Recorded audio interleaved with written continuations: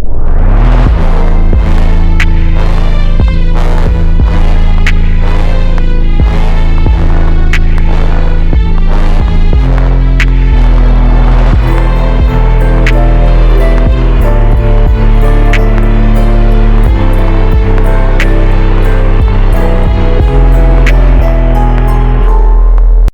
are now entering a very sacred space.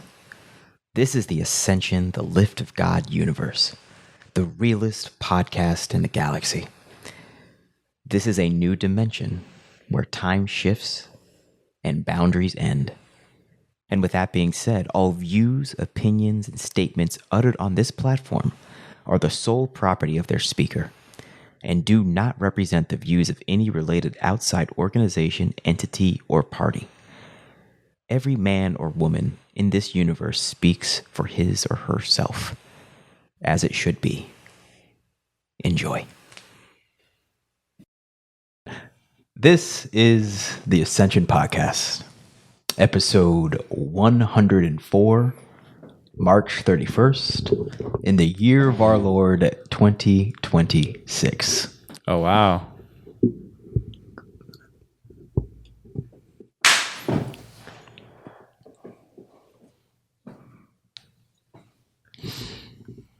Something like a brother. Walaikum salam. Man. It's been 3 years. 3 years. Wow. 3 years. Whoa. The first episode was Easter 2022, I believe. 23. Wow. Yeah. The very first episode, April 2023. You did like 100? Yeah, this is episode 104, bro. So you did 103 Yeah, 103 episodes. within a span of that was 2 years. Wow. Yeah. And then the last episode was Amin and myself, and I think it was The Kingdom is Here. And that was 2023? Yeah, no. 3 years ago? The last one we shot was in 2023. Right. So, wow. Yeah. You were knocking them. Yeah, we Back were. to So that back. was a solid 2 year, 2 year period of us getting episodes. And we've been busy. Busy. Now we're busy building in the kingdom, and here we are. So, Man. per tradition, we're going to open up in prayer. So why don't you handle the Arabic and I'll handle the English translation, and we'll get it cracking. This time I'm actually going to give the prayer in a different way. Okay, yes, sir. Let's knock it out. I'm going to pray for all the people of the world to find peace and return to home from the source of all creation. We come, and to the source of all creation we go. Allah, Yahweh, God, Jah, any name we may have, we are all one, and praying for the oneness to continue. That's right. And that oneness, may it lead us to it and protect us from what takes us away from the oneness. And Amin. Amin. Ashe. Aho. Bismillahirrahmanirrahim. Alhamdulillah. Rabbil Alameen. Ar-Rahmanirrahim. Maliki Yawmiddin. Iyyaka na'budu wa iyyaka nasta'in. Ihdina as-siratal mustaqim.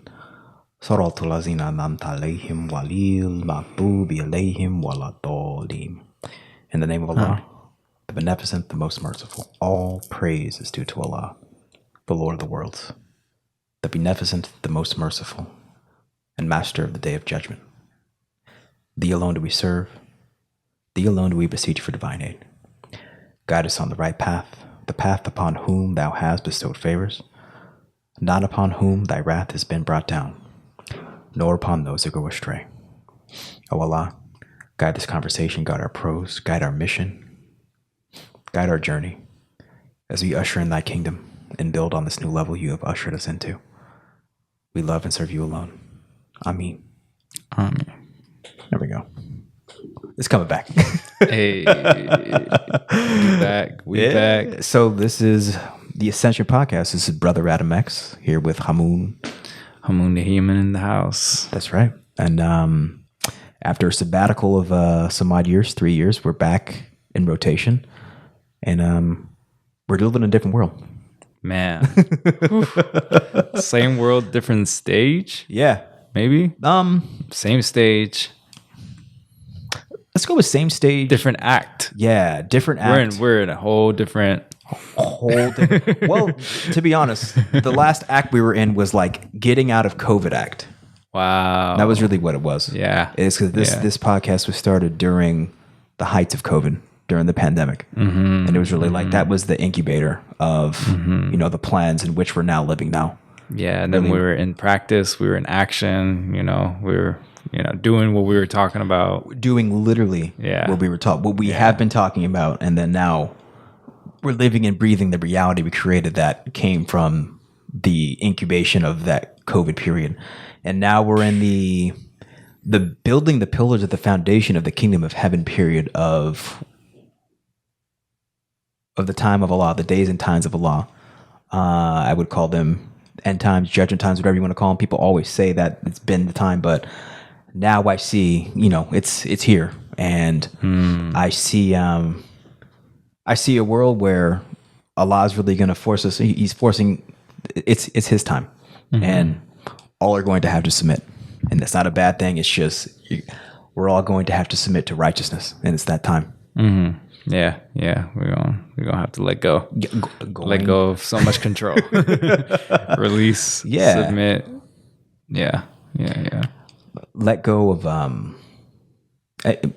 Satan's world, and specifically the world of materialism, the world of money before integrity, the world of lust before righteousness. Right? Mm-hmm. Yep. The world of trampling on the little guy, and the world of, the people who have been trampled on actually getting power and ushering in a kingdom of freedom, justice, and equality. Yeah. And I view us, the team, what we've built and what we have done, namely, build a food system in the state of California. It's just the beginning.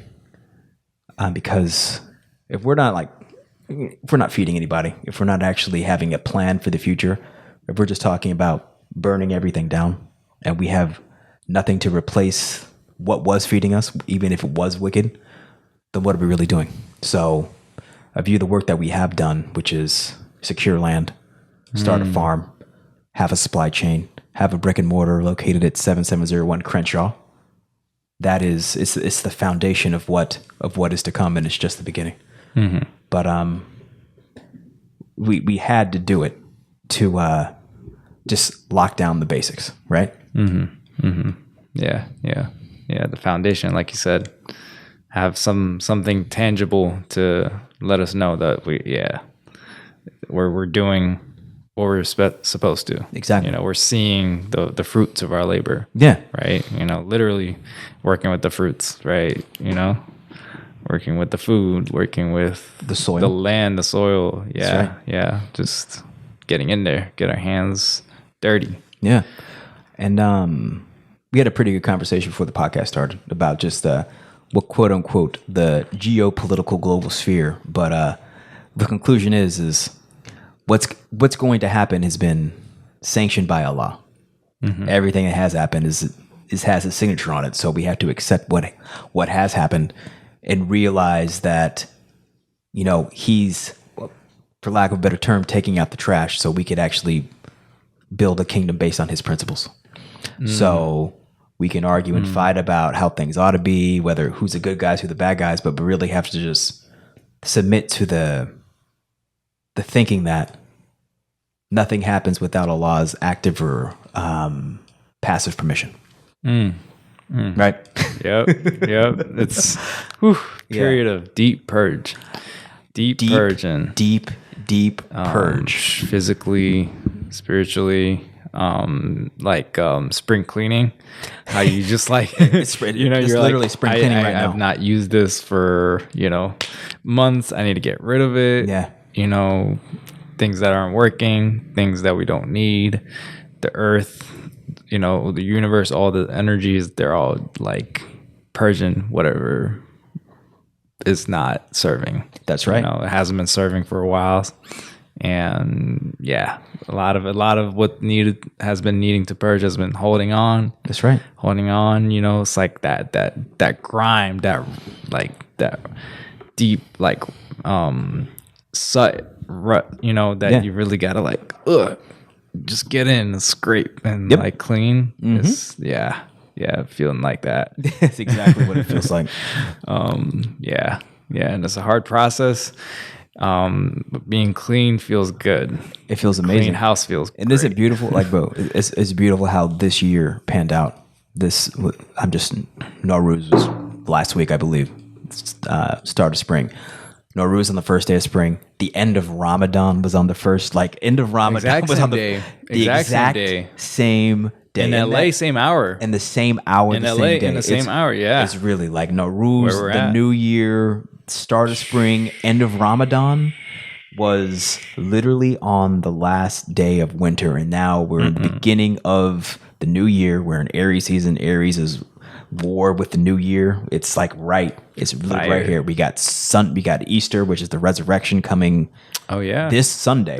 So it's like, and then this year was the first year where we had Lent and Ramadan. They're in the same period. So it's literally all of God's players, the religions, everything's aligned for oneness and renewal. And in God's time, there's no religion. There's just Allah. Yep. And that's what I feel. And it's just like all of Allah's people, which are people who are, I would say, rooted in prayer. You don't got to be a Muslim to pray. Everyone who has a connection with Allah, with connection with the source, with the creator, with God, we're all on the same team. And that's what I see that alignment. And that purge you were talking about, it's real, because what we are seeing on a global sphere is, we could call it bad guys taking out bad guys. Yeah.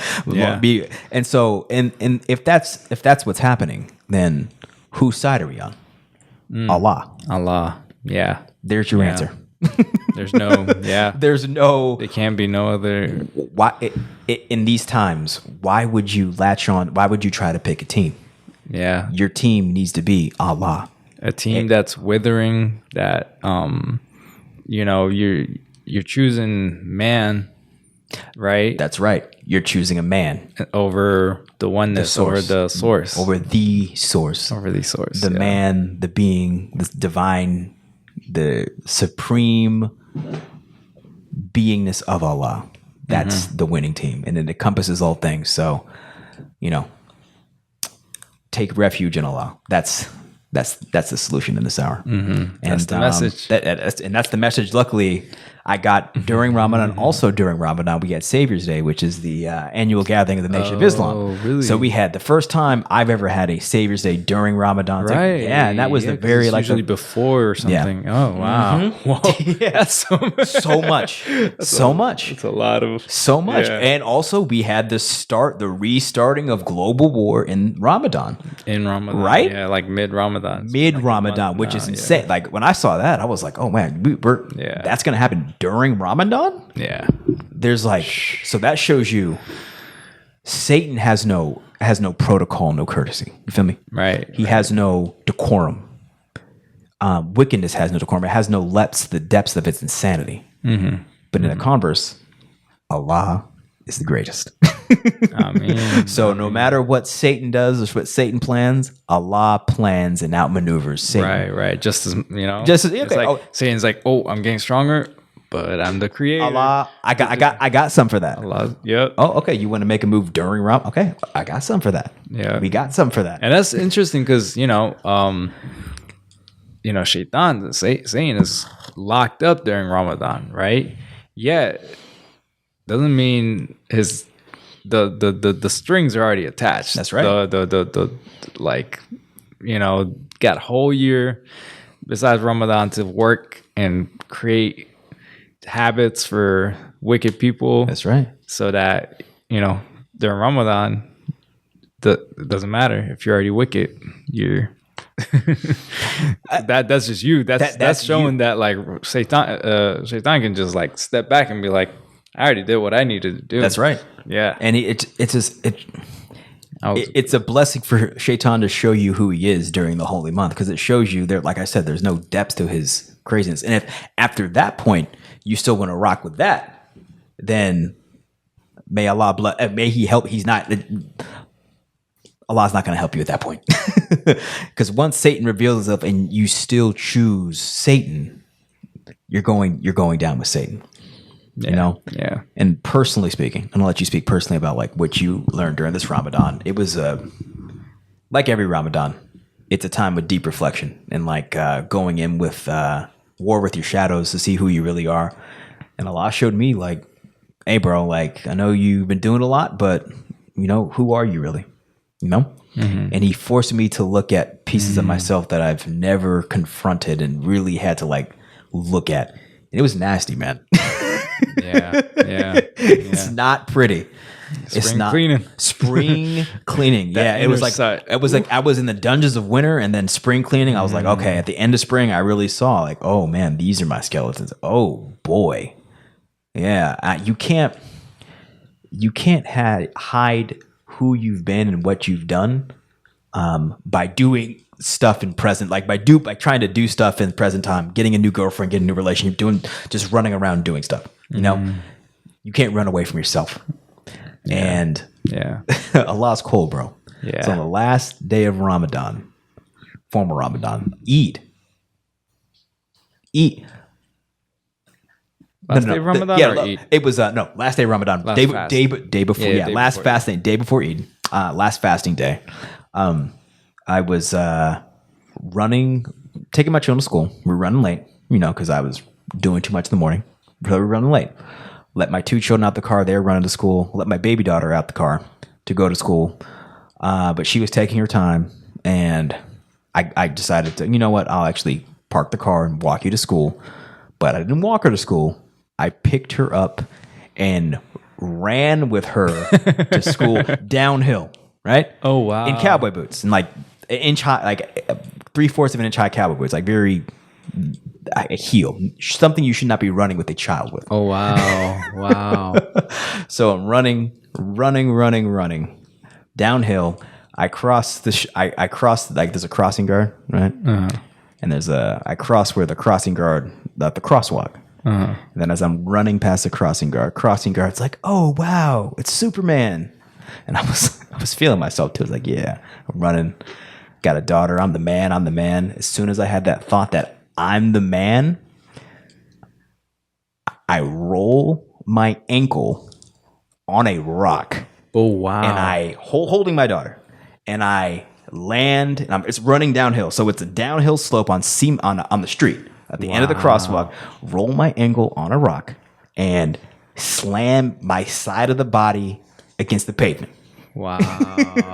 And luckily for my daughter, I tucked and rolled so she didn't hit the pavement. Yeah. So she landed Natural on me. Instincts, Luckily, so I saved her. She had one scrape on her knee, whereas I sprained my ankle, and then the whole right side of my body was banged up. Bloody knee, really? banged my elbow. Wow. I was out, bro. And then we hit the ground, and I was just like splayed on the ground. My daughter was like next to me crying. Like all the parents from the school were surrounding me. Man. Yeah. And but peep this. Man. Peep this. Wow. The first person that came and like asked and like got to my aid was an orthopedic surgeon in uniform. Huh. Yeah. So it's like just the person you would want to see if you like hurt a limb, like an ankle. Wow. Is this the hospital? Is this? Wow. So that tells me, as soon as I saw him, I was like, wait, bro. He's like a Middle Eastern dude, probably. Maybe he could have been Muslim. Oh, wow. Yeah. Okay. But as soon as I saw him, I was like, okay, this is Allah. This is Allah. Because as soon as I saw the doctor, I was like not in denial. I was like, okay, no, this is bigger than me. okay, the first person that came and tended to me was someone who was professionally trained to make sure I was okay. So once I saw that, I kind of just like, I stopped trying to like hide and like trying to like act like everything was cool. I like sat down and be like, okay, I'm actually hurt. Let me just chill. Everyone came around to talk to me, but it was, they called the ambulance too. Yeah, there's an ambulance that came and like had to take me back to my car to make sure nothing was like, I didn't hit my head. But long story short, I view that experience as Allah having to like actually sit me down. And the lesson I got from that is like, all right, Adam, you've been doing all this running around for years, but who are you and what are you really doing? You know, how are you going to build anything if you haven't taken the time to build and fix and heal yourself and your family? You feel me? And I view, you know, personally, like that, what I was doing running down that hill with my daughter is like, you know, me running, trying to do everything all by myself and taking the hits. Right. Yep. Taking the hits. And that's what we do as men. Like, that's what we do. And like, you know, it just so happened to be physical that time, but I'm realizing what I did is what I've been doing is running, doing scrambling, doing all this stuff and taking all the emotional hills, not taking the time to stop and be like, yo, bro, you actually have to heal. You gotta heal. You have to. And the message I got was we have to stabilize ourselves, establish ourselves as men. So that way we can establish our families, establish our wives and children. We can't do that if we're out scrambling. We have to be stabilized. So stabilized, you can establish yourself, establish your family, establish your team, your tribe, so you could establish your nation, so you could build the kingdom of heaven. That's the message I got from that. And it was painful, but the last 10 days of Ramadan, freedom from the fires of hell. That's what it is. And it was the first, I always get like sick at the last day, but this is the first time I actually got hurt, physically hurt. Wow, interesting. Yeah, every time? Every time. Every year? Every year I get sick during Ramadan. Every year I get sick during Ramadan. Like, I was always like a spirit of purge, like always get sick. Wow. But this time was like when Allah really had to show me, it's like, hey bro, no, you actually, if you want to be a leader, you have to show people how it's done. Like, do you really want other men running around and scrambling with semi-broken families? No, you want men with stability that are able to establish strong families upon which a nation and kingdom can be built. Right, you feel me? Right. It's not just that LLC. No, you know? no. It's not just the So it was a humbling message, but I got it. Yeah. And it's crazy. Like when you're like, you can't. The thing is, you could fake having your feelings hurt. You know what I mean? You could like put on a smile and fake it till you make it. Right? You can't fake a broken bone. You know, you can't fake a broken ankle. You can't fake a sprained ankle. It hurts. You can't walk. Yeah. Like you can't hide. Yeah. You got to get crutches. You got to sit down. So, and it was like 2 days where I couldn't walk. I had to actually like use crutch. It was hurt. Yeah. I had to get crutches for Eid. Yeah, man. Wow. I could not even prostrate, make prayers crutches during for it. Eid. Crutches for Eid, bro. Wow. Crutches for Eid. Sounds like a rap album. Crutches for Eid. Yeah. Man. Yeah. Crutches on Eid. And, Allah's big, man. Yeah, man. But what it taught me is, because while I'm still sit down, hurt, incapacitated, my mind is still running, and my mind is operating on like the thinking goes, I got to do this. Oh, I got to do this. I got to do this. I got to like a motor, like a circuit, like this just keep running. But when you get set down like that, you get to be hospitalized. It's like you literally can't do all that stuff. Yeah. So you literally have to let that motor run and run and run. It's just like, till it runs out. It runs out. Yeah. And I'm telling you, like that, it was painful. I had the physical pain, but I also had like I don't even know how to call it, like the spiritual, emotional pain of just allowing those circuits to spark and run off. And I slept for like days. All I could do was sleep. That's it. That was the only solution. And it was just the mental energy of those recurring circuits of go do this, go to this. Like, and I think just living in a big city, you're going to have like, you always feel like you it's like your mind's moving faster. You got to just feel like you always got to do something. Yeah. You know, like I gotta, but having those run out. And then now after that, after Eid, And it's been so good. I'm still fasting. I'm still doing Ramadan fasting up until maybe I'll stop on Easter, but I'm still doing the fast because I'm riding like the lessons from that, so I could just continue to. That's crazy. Yeah, to continue to Wow. like really manifest that lesson, so I evolve into this new year, a new being. Wow. And I think like the solution is, instead of thinking what do I need to do, is waking up every day and how can I do less? What is like the most simple way to do my day? You feel me? Simplify. Yeah. Like really simplify Yeah. it. It's like before it was like, oh, I'm going to try to squeeze as much as possible in my day. Have like as long as list as possible. And like the game I set up with myself was like, I'm going to do as much as possible. That's some Elon Musk, Bill Gates type of activity. No, exactly. And to be fair, that comes with results. But at what cost? At what cost? Right. Where are their families? Bill Gates' divorce looks terrible. Man. Elon Musk Looks. he just I don't want to be. He does not have a together family. That's for sure. He got a lot going on. Yeah. Yeah.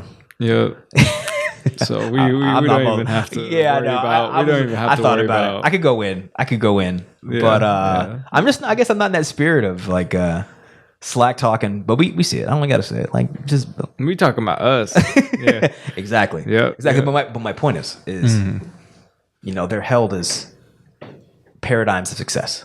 Right. That type of thinking, and I'll say it. White men, Yep. and I will say like white men have a way of thinking where it's like kill or get killed. Like just gotta get it done no matter what the cost. Yeah. And it, like I said, with all due respect, there's results. Apple, Microsoft, Tesla, SpaceX, success. You can't argue those are successful entities. Right. Powerful, successful entities. But what I'm asking ourselves as society, ourselves as men is, in this new age, are we willing to sacrifice the spirit for material gain? Right. You feel me? And to give Musk and Steve Jobs credit is like before, and this the old me, I would get gain from them. I was like, oh no, I got to push hard like them. I really got to do it like them. Like I wouldn't say like I like them personally, but I was definitely like, okay, nah, if they could do it, I could do it better. Yeah. You feel me? Yeah. So I found myself like, what's the word? Like biting how they move, like mimicking how they move. Right. And still keeping that spirit. Spirit. And I'll call it it's a devilish spirit. Yeah. Because it's a spirit that doesn't care about the consequences. Or like just a robotic, Yeah. No good, no bad. Just, stoic. Stoic. There's something to learn from every man, right? Yeah. Yeah. Even the wicked ones. Because sometimes the wicked ones are the ones who are able to reach the masses better. A lot of times. Bro. Most of the time. Yeah. Right. And, we want to do good, and we want to honestly at least just reach the people who we love. Right. So how do we, sometimes we have to be a little stoic to be able to. You say stoic? Stoic. Yeah. Stoic. Like, okay. Like a little, emotionless as far as like the nitty gritty, the work goes, right? Yeah. Yet if that's all we do, then like you said, your gears are gonna just burn out. They're gonna burn. You're gonna burn out. You're gonna burn out. But then you still want to be present for your family. You want to be present for yourself. That's right. And like that, for some men, that's a sacrifice worth taking. But for us, if we want to be pillars for this village. Exactly. So that, that's not, the women never asked us to be the sacrifice, right? That's right. They didn't. They didn't. Right? They're like, this isn't the time anymore, No, sir. Our battle is, in the dirt and planting and the food chain and that's right. Making sure the village is fed. Providing and making sure the village is fed. Yep. Yeah. And I think the folly of men, but I'll say the folly of this man, Brother Adam X, is what that whole experience of falling downhill, running my daughter to school like a maniac. Man. What that taught me is, okay, what program am I operating on? You feel me? Like, why did I feel the need to run down? Why do I feel the need to run around and scramble and try to do everything? And I'm realizing that somewhere in my journey, I made the agreement with the universe. Like, I've got to do everything myself. You feel me? Like, I made that agreement. Yeah. I got it's all on me. It's all on me. It's all on me. Yep. You feel me? Yep. And it's like I think I adapted that in moments, in periods of life of hurt when I felt abandoned, whether it was parents, girls leave me, abandoning me, feelings of hurt to where I realized, okay, well, I can't trust men. I can't trust women. It's all on me. I've got to do it myself. And I think in those moments of pain, hurt, and chaos, we make those agreements with ourselves and with the universe. And then that is like the soil upon which those circuits that I was talking about. Remember, feel me? Like, I got to do this. I got to do that. I got to do this. I got to do that. That's the fodder upon which those circuits operate, you know? So I will say that Eid, Ramadan, it allowed me to go to the root and be like, what agreements did you make upon which these circuits that no longer serve you in present time run? That circuit or that agreement was, I've got to do it all myself.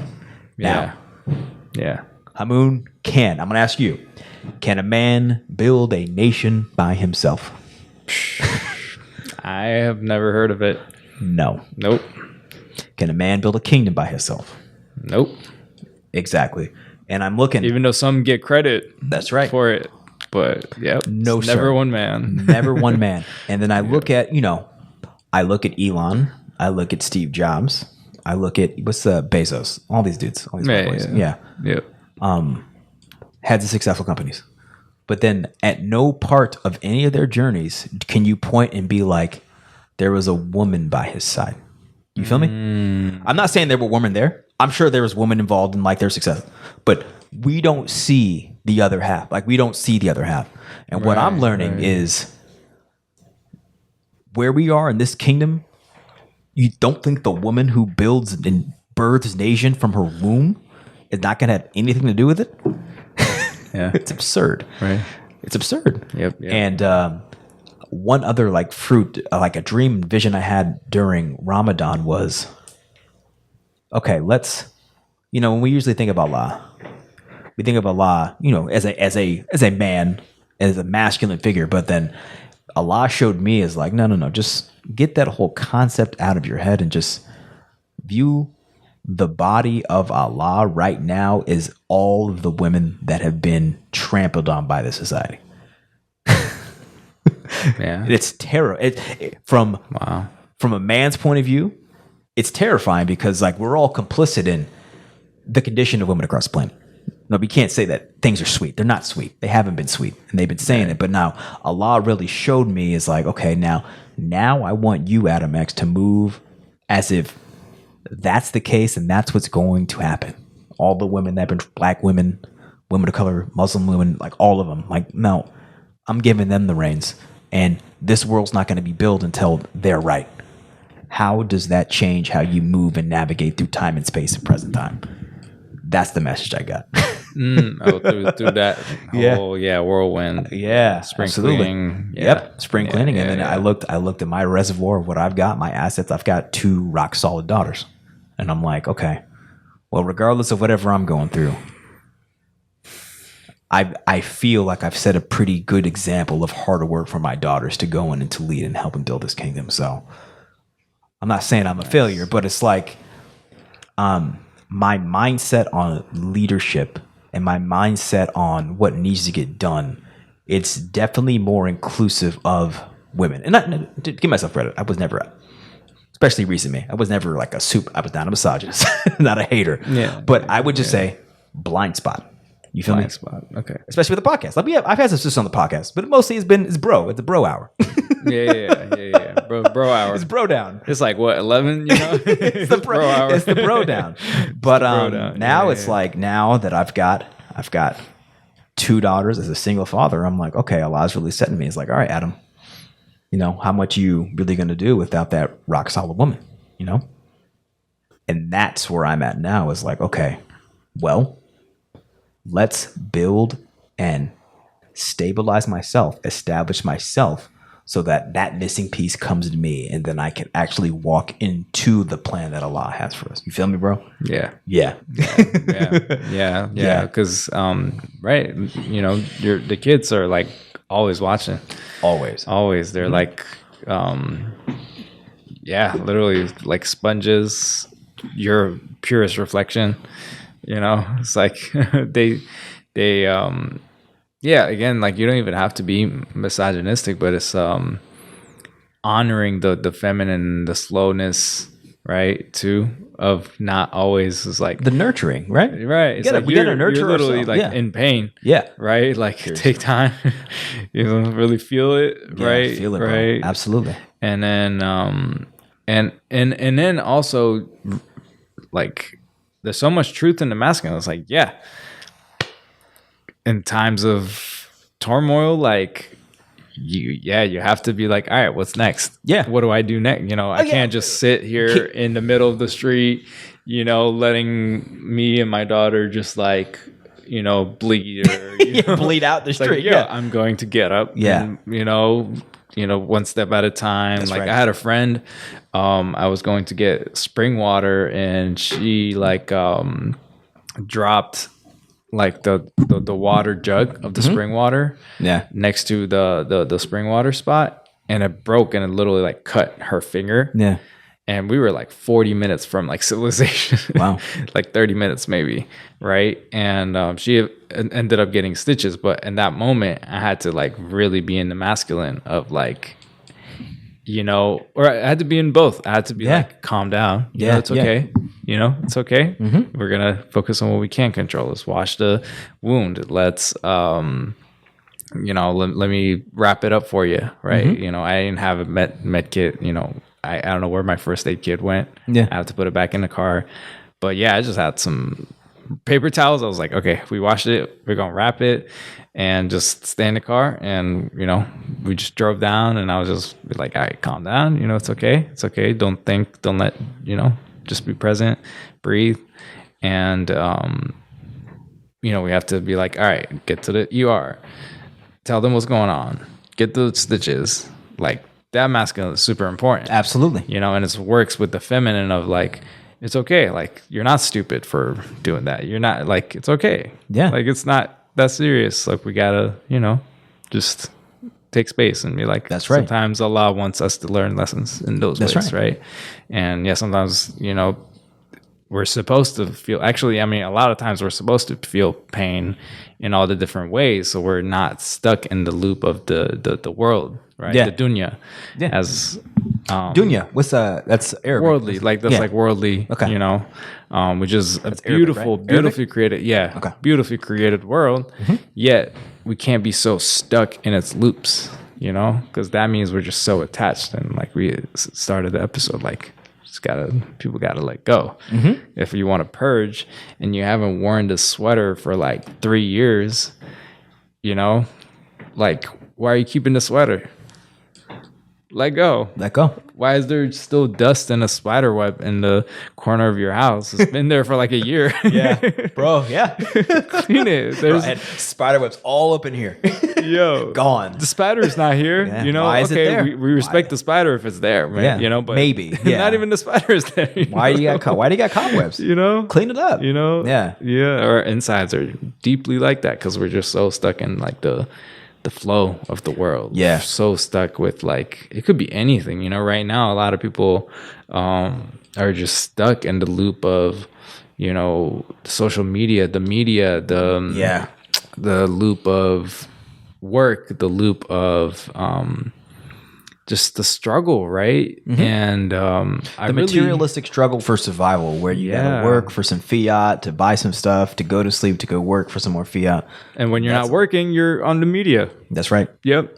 Arguing or looping scrolling. Scrolling. It's a loop. Scroll. And then you're not scrolling, and you're just like trying to sleep, you're still in that. And that, yeah, like, yeah. And then you wake up and you go to work and you're like, well, damn. You wake up and you scroll. A lot of people, you wake up and you scroll some more and get back in the loop. It's just like, it's literally a treadmill, man. These are all just different levels of the treadmill. And a little piece of like carrot dangling in front of you. And the thing about social media, man, it's just, it's always that carrot. Just like the little, like, what's next? What's next? What's next? It's very toxic and dangerous. Yeah. It's very, and I'm in it too. Like I have to. Me too, man. I mean, we're all in it. We're all in it. We have to. To survive, to communicate. To communicate. I don't know if we don't have to, but we do it because it makes life easier. Like I said, we have to. It does, yeah. So there's been times that my phone didn't work and my life was better. Right. So we don't. Right. I'm not gonna make that agreement and say that we have to. Yeah. We just do it because we make the calculation that it makes our lives easier. Yeah, we build relationships. Exactly. We build connections. So, but if we kept it to just that, it'd be so much better, bro. So much easier, right? But like I said, it's just calling it out for what it is. It makes it easier to confront the problem. You could just see it and then just change the trajectory and do something else. Yeah. You know? Mm-hmm. So I'm now reading the Quran on my phone. I don't scroll. My default is reading the Quran. I got the Quran on my phone. You feel me? That's good, man. Yeah. So I'm just adapting habits to replace, replacing habits to replace, adapting habits to replace those loops and those cycles of action that no longer serve us. Replace that circuitry. May Allah make it easier for us to do that. Yeah. So it's manifesting the same. I really am grateful for Ramadan. Yeah. Because it's like, what'd you get? Huh? What'd you get from it? So much. Yeah. So much. That's Ramadan is the one, it's like the month that like puts everything on pause. Like, things are still going, right? The loop is still going. But if you're really experienced Ramadan to its fullness, and you've made it into another Ramadan, you're like, wow, like, alhamdulillah, like, wow. Yeah. I'm so blessed to make it to another Ramadan. Yep. Let me slow down. Okay. Let me pray. Let me read the Quran. Let me just pray. Like actually pray. Pray. We like, pray, right? A lot of people have like their practices. Yet when you really, really, really feel it and ask for even simple things like, oh, my brain is going crazy. Like, just give me some clarity, Yeah. Make it easier for my family to have clarity. Make it easy for my grandma to not be caught up in the news. And, even little things. It's like, it was really nice to be able to slow down. Yeah. And like pray. Yeah. Right. And this Ramadan, I ended up going to the mosque the most I ever had because there's nowhere else that I'd rather have been. Where would you rather? It's right. People that's what I love about Ramadan. Like, right. I'm going to the mosque, bro. It's like I would go to this event, but Ramadan's only once a year. Once a year, I'm going. Those events. It just makes it so simple. It's like I'm going to the mosque tonight. Like period. It's very clear. Easy. And the beautiful thing with having children is like if you raise your children to faith, it's like that's what they force you. Like, no, Daddy, we're going to the mosque. Right. All of our friends are there. It's so fun. It's Ramadan. What you mean, Daddy? They got food. They got.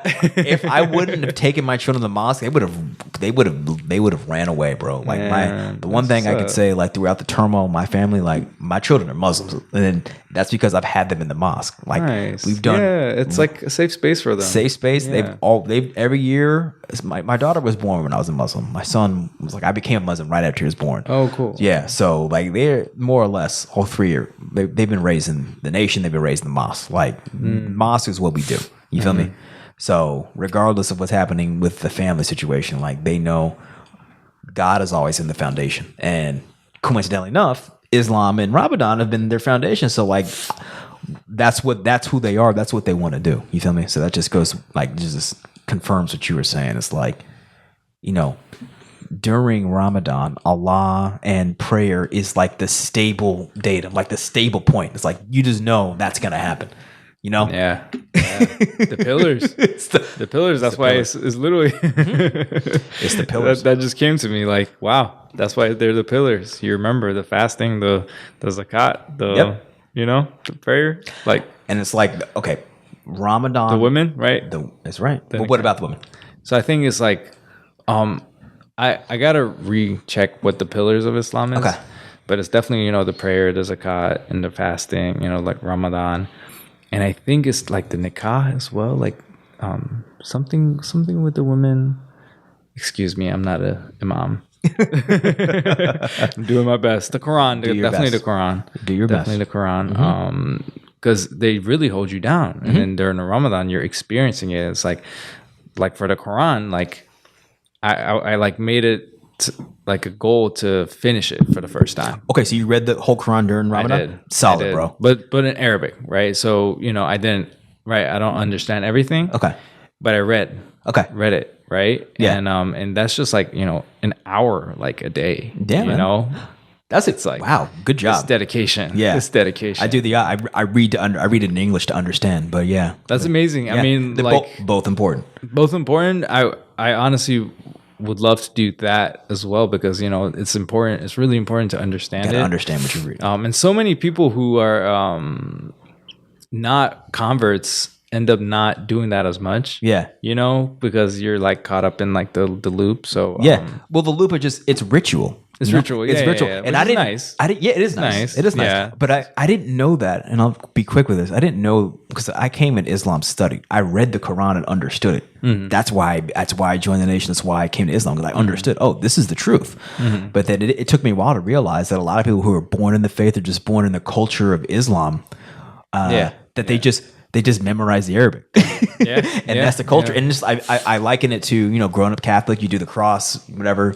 Right, growing up Christian, growing up a Protestant like me, there's certain things. You go to church, you kind of you sing songs, you do this thing, but you don't really go to the root and get the understanding. Who was Jesus?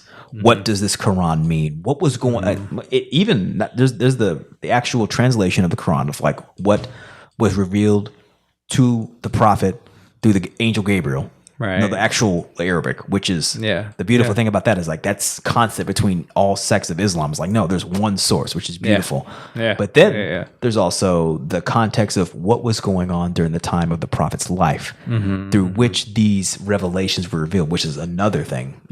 I'm not sure if you study that story. Yeah. His story is awesome. You have to.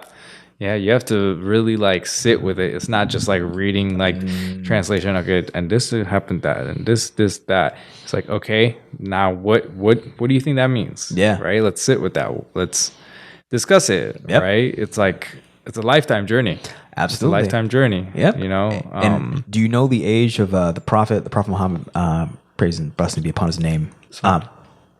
How old he was when he got the first revelation? I don't think he was 50, 40 something. Yeah, 40 something. He was older than us.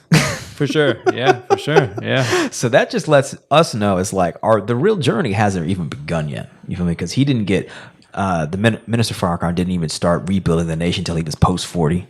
I'm 38. How old are you? Be 30 yet? 28. Yeah, you're young. You're 10 years. Yeah. So it's like you're building the foundation for the real work to start. Both of us.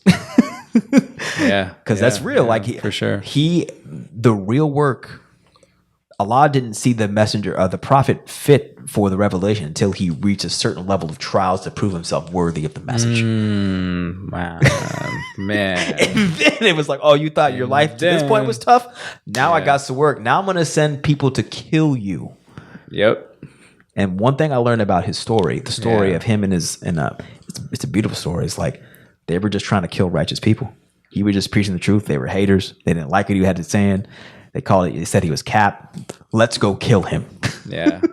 Everything. Kill, berate. Yep. Try to embarrass. All of it, bro. Man. Savages. And then it's what I love about the story is like they could fight. You feel me? Mm-hmm. And they threw down when they had to. They were never the aggressor. When they had to, but when it was on, bro. Yeah. When it was on, it was on. And I see that and like, I'm still a fighter at the end of the day, bro. And I see that in like Muslim fighters. It's like, you don't want to fight a Muslim, bro. They're the best fighters. We're the best fighters. UFC is literally dominating. All right Dagestani white Muslim, like Muslims, bro.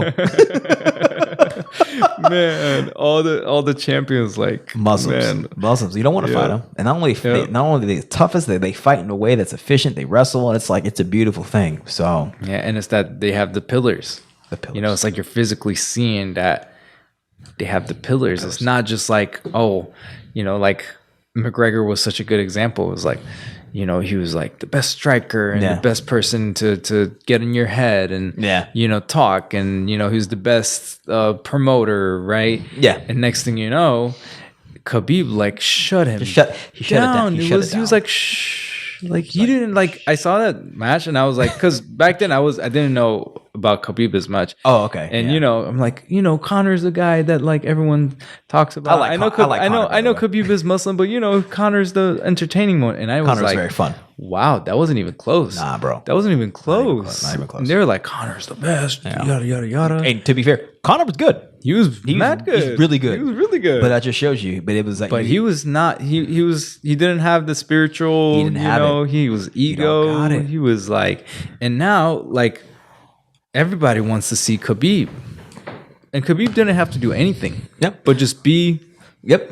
Himself. Yep. So all the Dagestanis, they're the best Islam, promoters. Makiev, all of them, bro. They don't even talk. They don't. They don't even talk. You know, like you know, when they talk, it's like just how they would talk, but they don't try to be like what they're not, just to promote. No. But people want to see it more than anyone who's because like it's domination. Yeah. It's domination, bro. Yeah. It's just Yeah. it shows you the power of Islam, which is just terrifying to those who ain't with the team.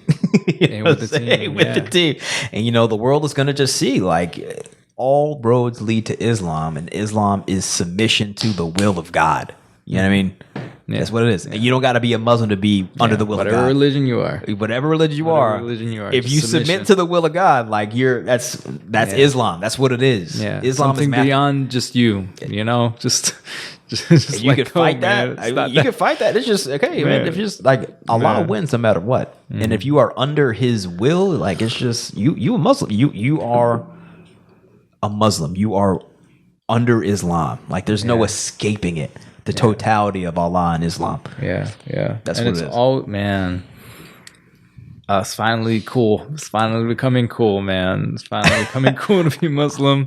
Slowly, Slowly, but and very slowly. What I but, see, I agree. I see it too, and I'm just kind of like stepping back and observing and being like, oh no, people are seeing it, and they're like, okay, Right. well, they're seeing their own leaders of their country trying to bully the Islamic world, and it's not really working. That's what I think is happening, right? Yeah. So much show. Yeah. The realist of Muslims will never try to show off their Islam, right? The realist of Muslims are the ones who literally you see, like there's people who I see in the masjid like every day. There's people like during Ramadan too. I'm like, wow, you're like the first one, and you never know their name. No, bro. I don't know their name. I don't know. There's nothing. those like solid like 7 to 10 dudes that are Yeah, they're always there. and like, and you know they're praying for something. Yep. You know they're praying, and like there's so many people like that, Yeah. and you don't know their names. It's probably Muhammad or Ali or something. Something. Yep. Yeah. But I think that's why I also am so reserved when it comes to like just being public figures, you know, like it's so difficult to influence and be political. Public figures. What about them? Like who? Public figures like just trying to use the Islam to gain traction. Okay. You know, it's like it should already be like Self-evident. Yeah. You know, there's beautiful imams like shout out Imam Jihad Safir from Islam. Yeah.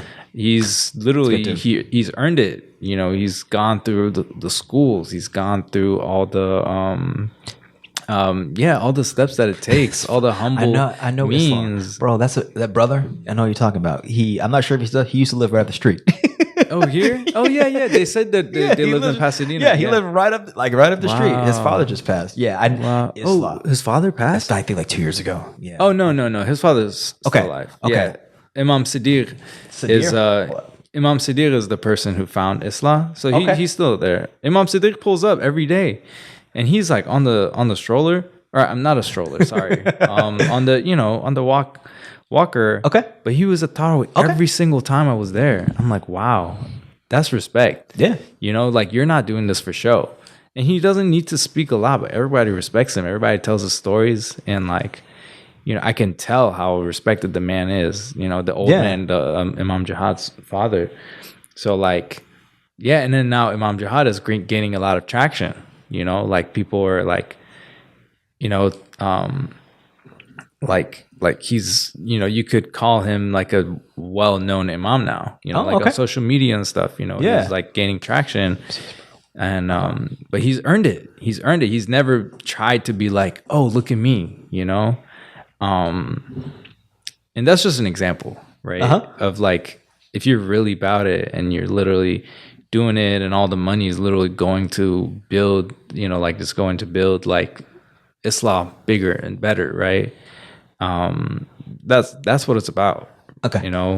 But you have Muslim figures who, or religious figures, like these mega million churches, and the why are you driving such a Lambo? And you're the pastor, and then there's politicians, and I don't even want to get that deep, or that direct. Yeah, you guys know that there's politicians around the world who are using Islam to kind of gain traction, but also do harm, right? As the Pope did. Slavery, transatlantic slavery, which was one of the biggest crimes against humanity, man. Yes, sir. Pope sanctioned by the Roman Catholic Church, bro. You could make the argument that wouldn't happen if this Roman Catholic Church didn't ordain it. But that's real, bro. We're gonna make them Christian, and we're gonna do this, and we're gonna run the world. Yeah, that's what it comes down to. Yeah, we're gonna use our religion to get control over people, to conquer and kill, and to control the resources of planet Earth. Yeah. So, religion as a finesse, we can call it. Yeah. Religion as a finesse. But I want to go back to, like, you're talking about, the masculinity thing, where you said it, you were given the example of masculine in that instance, in that situation you're in, where the masculine you was the one that was able to just take charge and make direction and make a choice, right? Yeah. So we can't ignore that. Yeah, and exactly. the part of us that we need to cultivate is the ability just to make choices, firm choices, but rooted in Allah. Yeah, you feel me? Yeah, that's all it is. As long as you have submitted to His will and you are of His service, then those masculine, quote unquote, masculine choices that you make are going to be the quote unquote right choices. And I would also say one of the we'll say the benefits of masculinity is sometimes you got to throw down. You got to fight. Someone's coming for you. You got to fight. You got to just take the initiative, not wait till your village is slaughtered to actually do something. You got to just actually stand up and then do something to defend your territory, your property, your children, your family, your wife against the onslaught of whoever comes at you. And if you're on your deen, you're on your square, who's ever coming for you is not on God's team. They're going to be Satan if they're coming for you. So being a man is being able to make strong choices rooted in Allah, and then be able to defend yourself, your family, your territory in Allah's name. But it all comes down to the pillar. What's the pillar? Allah. Stay rooted to Allah. In this hour, like the key to success is just like submission to Allah, like submission to His will, and just the realization that it's His time. Yeah. And then you cultivate that time. You cultivate this time with prayer. Yeah. And if you want to prostrate, it helps because it gets your whole thing. I like closer, get you closer, and it's like you get your body into it. Sweet, I love it. Nice. I love the rugs. I love mugs to rugs. Mugs to rugs. I love the mosque. I love the softness and the cleanness of the carpet. I love doing everything in rows, and it's clean. Everyone just is like, Allahu Akbar. Submit. Locked in. I love it, bro. I love every bit about submission and prostration. Ramadan, bro. we submit the most. That's why Ramadan's the sweetest. Is you're like, people are like, wow, you going to Tarawih? Like Tarawih is not even like mandatory, but so many Muslims do it. Just do it. And it's just so nice to like prostrate so many times. Times. It's really hard to stand through all that. It is. It's just so sweet when you prostrate. It's like we're talking about circuits and loops. That's a circuit loop I could get with, bro. Yeah. That's a very beautiful circuit and loop. Yeah. And I'll view it as like if we have, circuits and loops that don't serve us. I do think the circuitry and loops of Ramadan and prostration so many times, it like purges us of the bad circuits that no longer serve us. The loops of social media, the loops of eating when you don't need to eat, the loops of lust, the loops of envy. You feel me? Like it purges all that from your system 30 days. And then the game is, harnessing the energy and lessons learned during Ramadan to carry you through the year until the next Ramadan. Yeah. Inshallah. Yeah. And to be fair, I think since this Ramadan, Satan was doing his thing, which is unusual, but Satan was doing his thing. And we saw it on the global stage. But I do feel... Usually when Ramadan ends, like I feel like Satan like back in my face. Now I think that like Satan like came early. I feel like Ramadan's like it feels like I still feel a little bit of in my universe. It could be because I'm still fasting, but I still feel pretty peaceful. It's great, man. No, yeah. And honestly, it's why I wanted to do the podcasting. And I was like, no, I feel it. No, I feel this peace. I want to keep it. I want to keep it flowing. Yeah. I want to keep it flowing, and it's therapeutic. It's therapeutic. Absolutely. Yeah. It's therapy for real. Yeah, and it's like we talk geopolitics before the podcast, but it's like I don't even.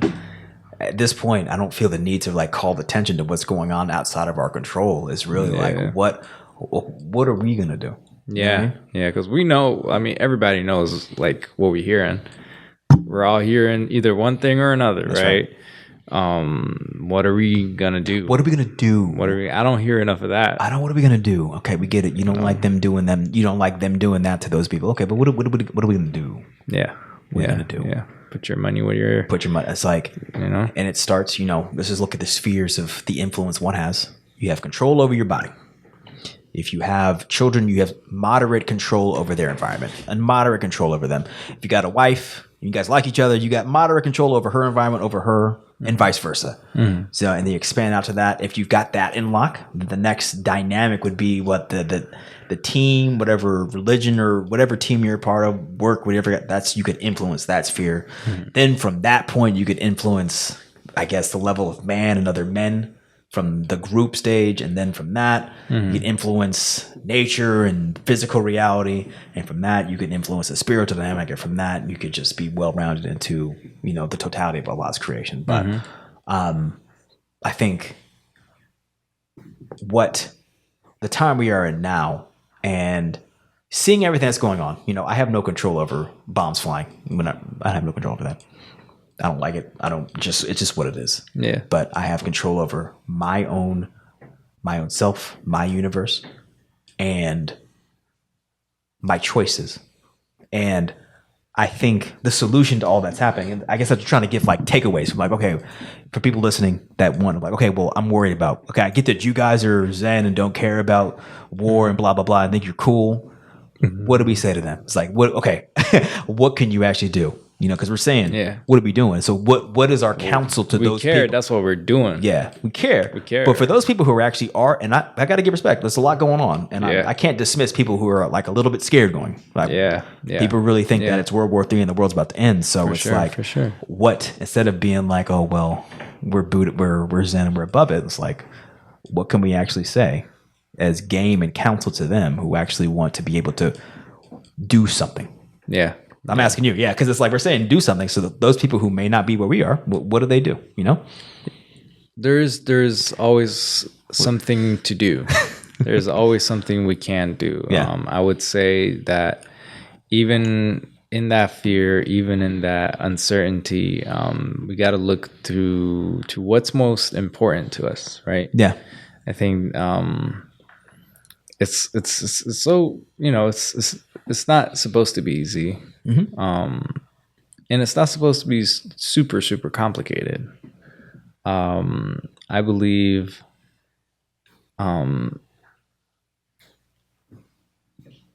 like, are you eating? Yeah. Are you drinking water? Yeah. Right?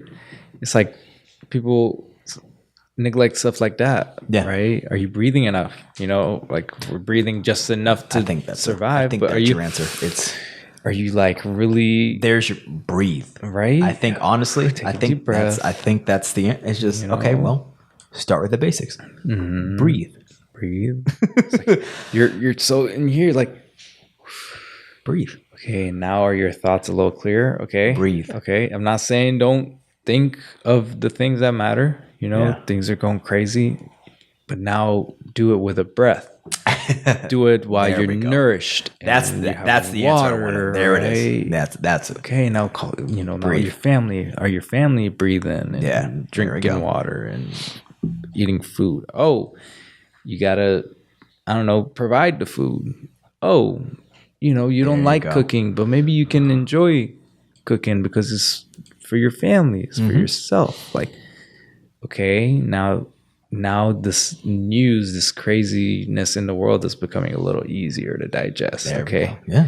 Okay. Now maybe I can read about these topics instead of just being on the social media.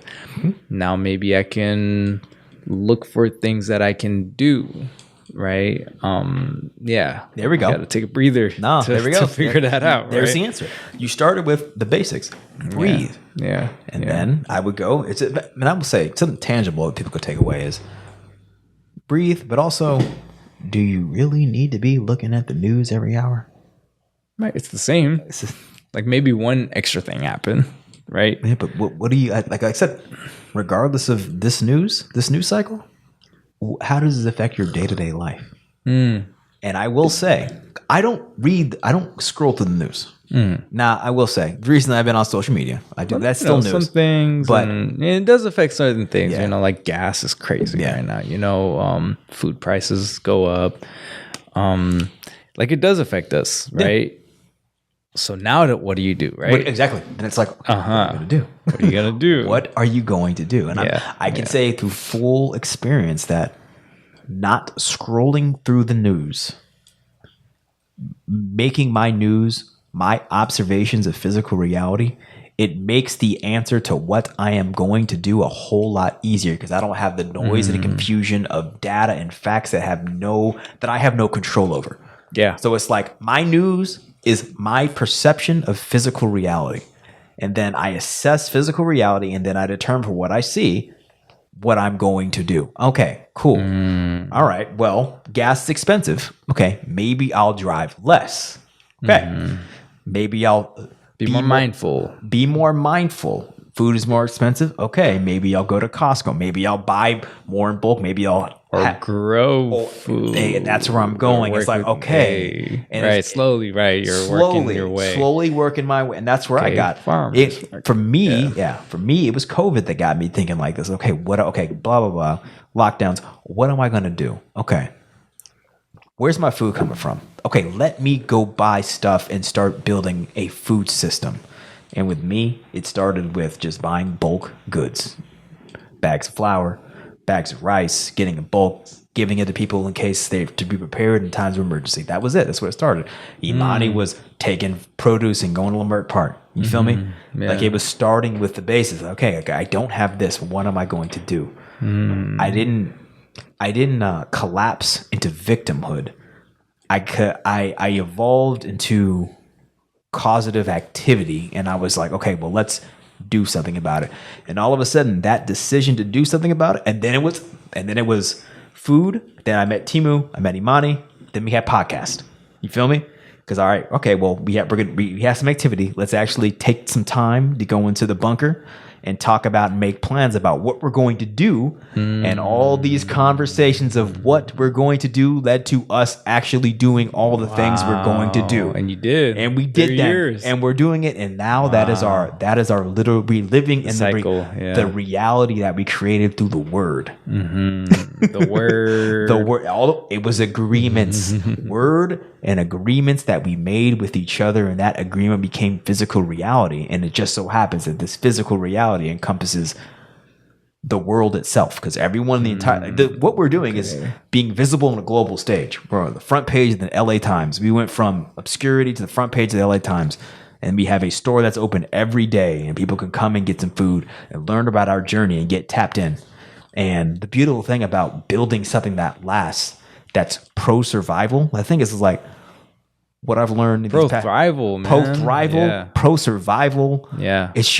We giving life and energy to people. And if you focus on what I'm learning is if you focus on providing a basic need to a people that you care about, you're going to be successful. Yeah. Yeah. Period. Yeah. Focus, like the key to success, I will say, if you want to actually build something, find a high need that's a survival need, figure out a way to fill that need, and then promote the hell out of it. You know, that's really it. Because if people see as what you're providing is pro survival and ideally high quality, all you need to do is get on a promotion line and let people know about it. Instagram, anything, and You're just telling be the story, and then you're like, yeah, it works. This way works. Here you go. It works, Yeah. and it tastes good, Yeah. and be consistent. I didn't invent it. It's like, but here, look, it's working. You know, And then you just establish a track record of consistency, like we did with the podcast. We were doing this every week, and then eventually, it's only a matter of time before you're successful. And when I would just give some counsel and game to people is, don't try to just don't think along the lines of what do I want to do. You feel me? Ask what is needed. You feel me? What do people need? Don't give a product out that it's going to make you look good or only something that you think is fly, blah, blah, blah. Provide something that is needed and you will be successful. And it's humbling too, because you always think in terms of what's best for me. You got to think about what is best in terms of the people I want to serve. So yeah. There we go. That's the long and short of like I always want to get people just like takeaways. What can you actually do? Takeaways. Yeah. So right. Simplify, right? Because there's so much, right, that we can do, and I'm sure eventually we'll get to like the nitty gritty of like, what are some roles? Who do we need? What are the different categories of like who's better at what, right? Yeah. Right. Even with you guys, like Imani's the fruit guy of he knows that side of things. He can do the drives to Florida and back. Yep, that's right. Not that he should. Try telling him that. Hey man, the gas prices will. Hey man, he's making it happen. No, feel me? For sure. He's making it happen, man. For sure. He's making it happen, and I'm not going to get in the way of anybody that has. The thing is, what I've learned as a man, and also just like a man, like just like, don't stop anyone from being successful. Don't stop a successful action. If something's working, don't get in the way of that. Mm-hmm. What you should be asking that is, how do I support what's working? How do I add on to what's working? Not try to like cut away or like destroy what's working to do something I want to do. It's like, no, okay, that's working. How do I support what's working? Yeah, and like, what is it like? We were talking earlier, like people like the Bezos and Elon Musk, and all these. Like, we don't want our own to turn to that, right? We want to keep that spirit, right? Yeah. We want in that hustle to still keep that sense of spirit. Spirit, but I think spirit, but it's also okay. Well, spirit, I think it's let's simplify it. Serving Allah, because there's no like you don't just serve Allah in praying, Why can't your whole life be of servitude to Allah? If you really change your whole mindset of like, okay, well, this is something I've been praying for. I've been praying for like, okay, at this next level, Allah, like what, give me the goals you want me to accomplish. Also, make sure my line and my purpose is aligned with service to you. You feel me? Yeah. Like I don't want to just be only serving Allah when I'm praying and then just fall back into the material universe and just doing the loop. Really like be intentional with prayer about like, okay, the precipice of human existence is to ultimately serve Allah. That's the highest purpose. So it's all an act of prayer. Yeah. It's all, no, for real. And I'm not saying that because it sounds cool, because it sounds like no, it's really it's really it. And Allah make it easy so I can keep doing it instead of like burning out then now you're blaming Allah. Right. Yeah, So, but we often, I will say, when we do burn out, it's like, okay, were we burning out something that we want to do, or is it something that he wanted us to do? You feel me? Because very often you don't burn out doing God's work, bro. You burn out chasing the dollar. You burn out on the rat race. You don't burn out doing Allah's work. You never burn out doing Allah's work, bro. Right. You don't burn out. And that's a beautiful thing about serving him. It's just like, it's like drinking from a vault of water and not being full. It's just, you can never do it too much. You feel me?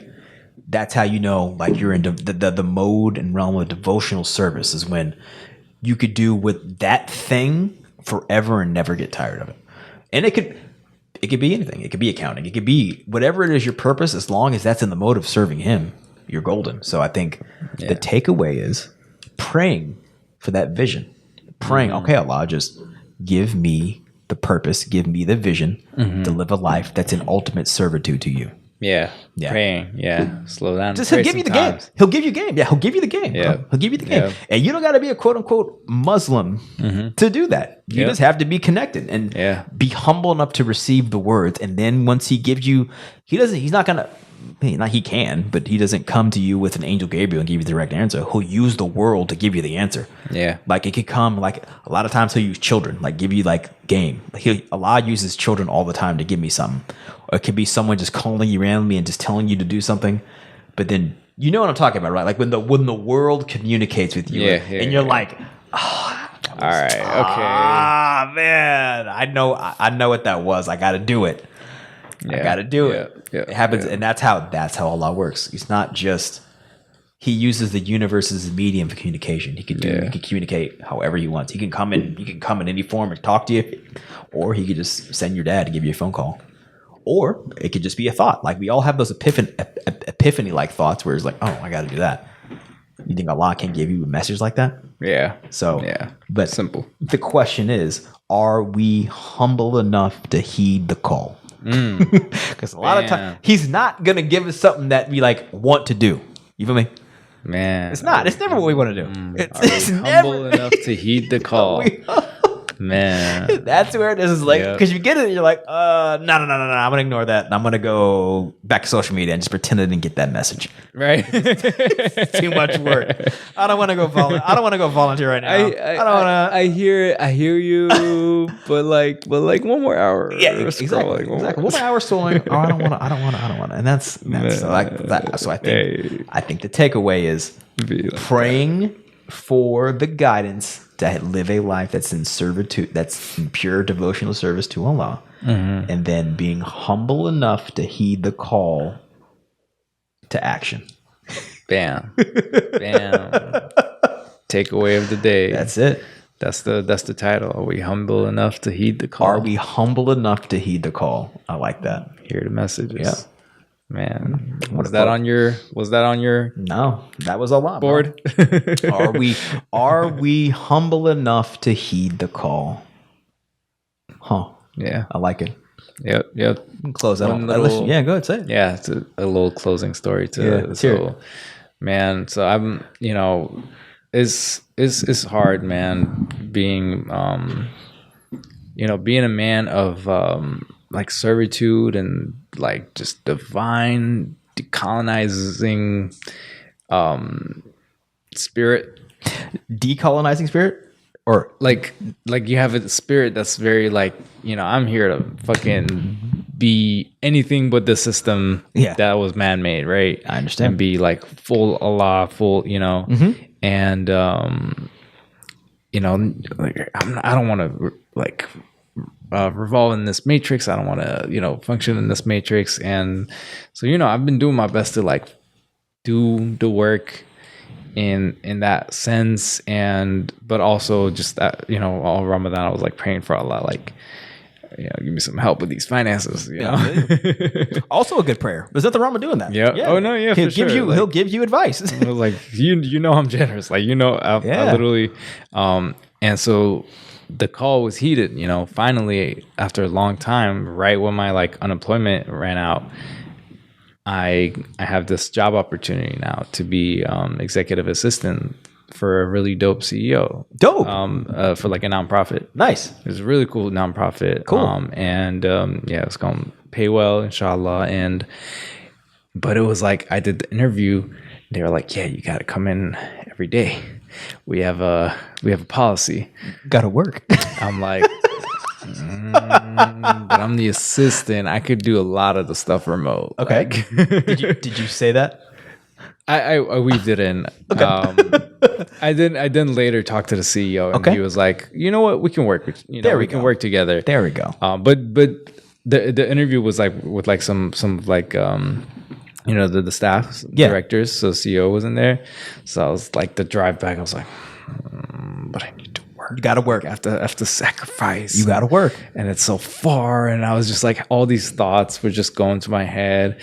And, it's like Allah is heeding the call. It's like, you're being executive assistant to someone that's very much just like you. Yeah. You're literally like this is the sign, right? Like, heed the call, at least right now, right? Yep.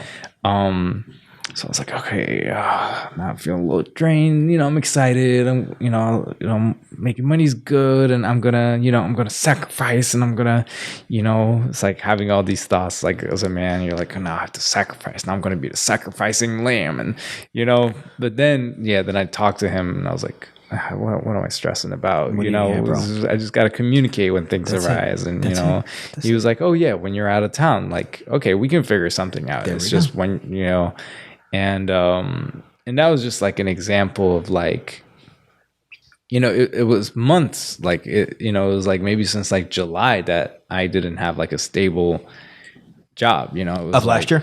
Yeah. So I was really like, out there, and I haven't had to like consistently go to work for like, and it's been like 4 or 5 years maybe. Wow. And I've made it work. Yeah, bro. I've made it work. Make it work. I've been decolonizing, right. Making it work. I've been stacking like, savings and that's right. Investments and stuff. Yet we got to stack up. That's right. Wartime, the gases are crazy. That's right. Gas prices are insane, bro. You got to stack up. And besides myself too, like, cause my parents are struggling with finances. Yeah, man. Everybody is. It's crazy right now. Everybody is, bro. Yep. Everybody is. Everyone's in the same situation. It's like, whoa. Well, it was tough before $7 gas prices. Now it's like, it don't make no sense. Yeah, I'm paying $7 for what? For this? What? For this? What? For this? Man. For the empire? Man. Where's my piece? Enemy got no equity in the empire. You feel me? Like, we're not like, we don't get like no special. Change. We don't get nothing from like the expansion of Israel. You feel me? Like, there ain't we don't get no piece of that. You feel me? There's no equity in that. Nope. I ain't got no stock in Israel. You feel me? Like, there'd be another conversation. Man. You feel me? No, I'm like, okay, well, I'm paying this much so Israel can expand. Like, I'm good, bro. I don't want to play this game. I never signed up for it. I didn't sign up for that, bro. No. I don't want to. And I think there are a lot of people who are now coming to that realization, being like, I don't want to play this game anymore, bro. So I see like what happening now is like, at what point people are going to be like, I'm good.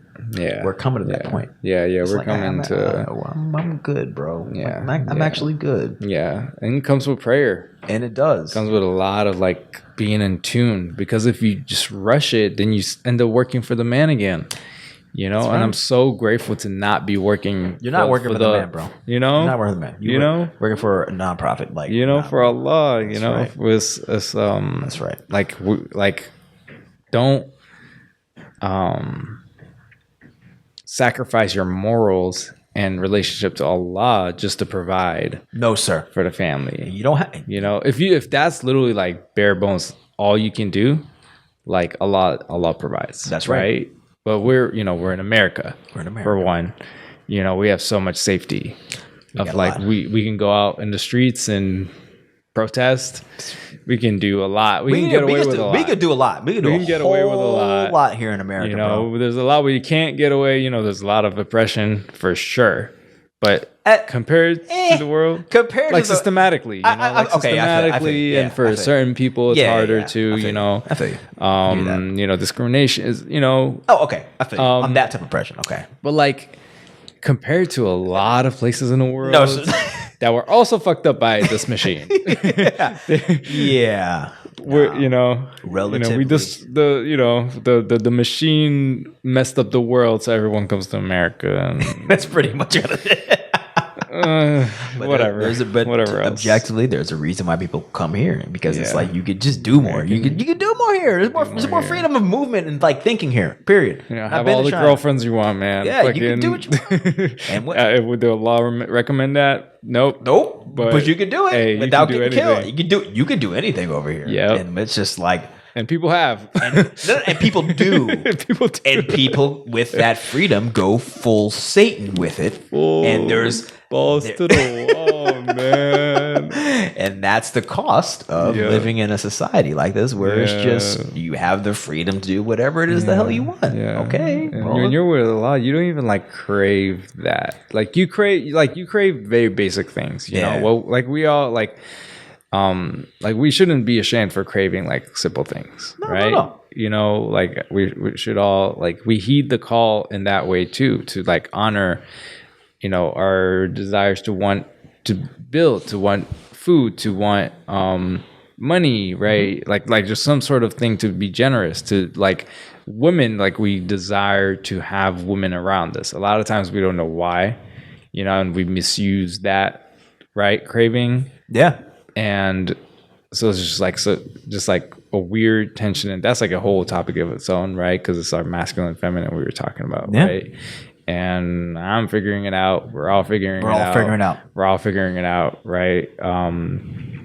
Yet it's like you don't need a woman before craving. You don't need a woman more than you need Allah, and it's not even close. Exactly. So if you don't master that relationship with Allah, you have no business trying to get a woman, bro. Straight up. Yep. Straight up. And I've been in a relationship with Harker Lift Law for really 8 years, and I'm good. Yeah, I don't have I still, women are beautiful, and I'm attracted to them. I don't have that I gotta do this lust anymore. That's gone. Right, because you're like, wait, like you start like now you have experience. Like I even notice, I'm like, wait, I know how much how much it entails, like to get to know someone. Then you got to deal with their shadows. Then you got to like deal with like, oh, is this a fit person for building with? Yes. Building a family with? Yes. Like building a freaking, I don't know, an IKEA furniture with. It's like, it's real, bro. That's a real test. Then you're like, you know what? Maybe I don't really crave that. Exactly. It's like, was the nut worth It's not worth it. It's not worth it. It's not worth it. But if you follow the protocol of submitting to Allah, then that answer it'll come. Yeah. It'll come every time. And that's the game of being patient enough to heed the call. Patient enough to heed the call. Like Allah will deliver finances, a wife, when you are fit to be a responsible steward for that responsibility. That's all it is. Responsibility. Resources. You gotta be responsible for them or you're gonna splurge them. A woman, you gotta be responsible for her or else you're gonna lose her. Or you're gonna hurt her and hurt yourself. Right. So when you are ready, and that readiness only comes through submission and humble servitude and communication with Allah, then He will deliver it to you. Up and until that point, keep your head down, mugs to the rug, and submit. Mugs to the rug. Mugs to the rug. I like that. That's right. Mugs to the rug. And what is it? Are you humble enough to heed the call? Period. Man, that's it. Yep. Yeah, bro. That's it. That's it. That's it. Yep. I mean. All right. You wanna close this out? And I'll close this out. You go. All right. Yes, sir. Allahumma mashfid martana warham martana warham mautana. Allahumma maghfir mu'minina wal mu'minat wal muslimin wal muslimat wal ahya minhum wal amwat innaka samiun qaribun mujibud da'wat. Allahumma innaka afuwun tuhibbul afwa fa'fu 'anna. اللهم تقبل صيامنا وقيامنا وسجودنا وركوعنا. ربنا آتنا في الدنيا حسنة وفي الآخرة حسنة وقنا عذاب النار. Allah, bring us to the oneness. Remind us and make it easy for us to remember. Amen. Ameen. Bismillahirrahmanirrahim. Alhamdulillah Rabbil Alamin. Ar-Rahmanir-Rahim. Maliki Yawmiddin. إياك نعبد وإياك نستعين اهدنا الصراط المستقيم صراط الذين أنعمت عليهم غير المغضوب عليهم ولا الضالين. Ameen. O Allah, Thou art the King. We love and serve You alone, and we submit to Your will and Your will alone. Guide us to prosperity. Guide us to lives, livelihood, occupations, families that are in pure service to You.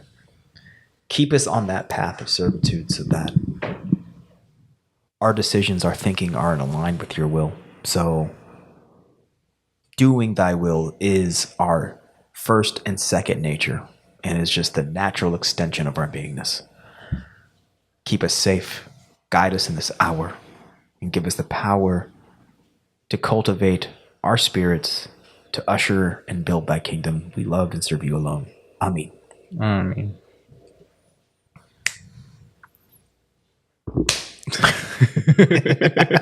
1, 2, 3, 4, 5. Reverse.